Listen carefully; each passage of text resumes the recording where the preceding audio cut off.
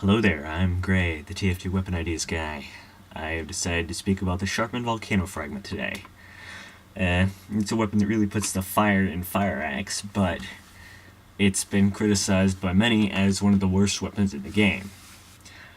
I think this is deserved. It really is one of the worst weapons in the game, but I'm here to alleviate the hate that's been sent towards the Volcano Fragment in particular, and generally spread it out across the Pyro's melee weapons.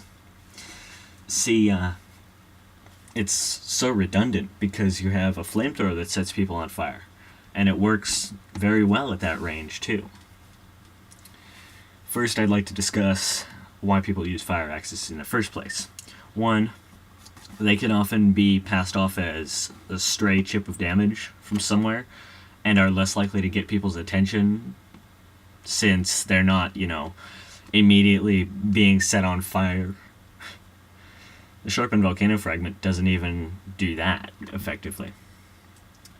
The other thing people use fire axes for is for massive burst damage in the form of random crits. And thankfully the Sharpened Volcano Fragment still has that ability, although it cannot one-shot anything tougher than a 125 health class.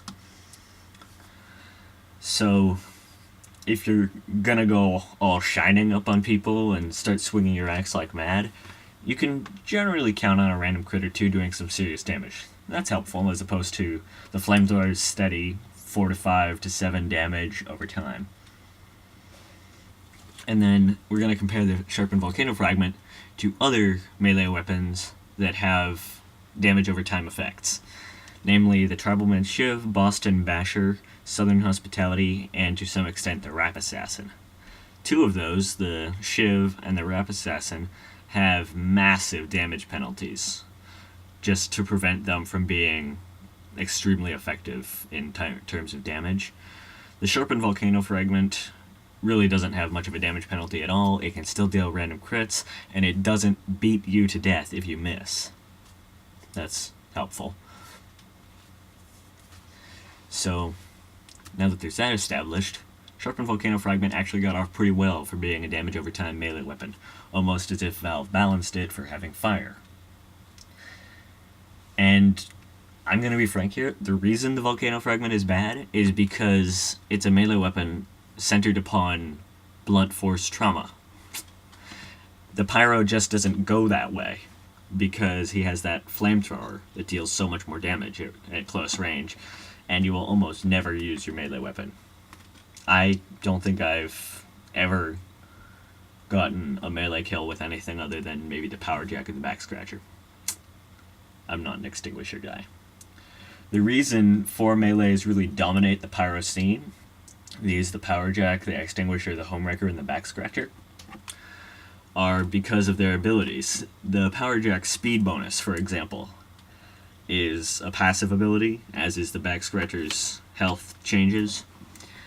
The extinguisher can be extremely effective if used, and the homewrecker can allow the Pyro to get extra bonuses while not really hurting anything else because it's not meant for hitting people in the first place.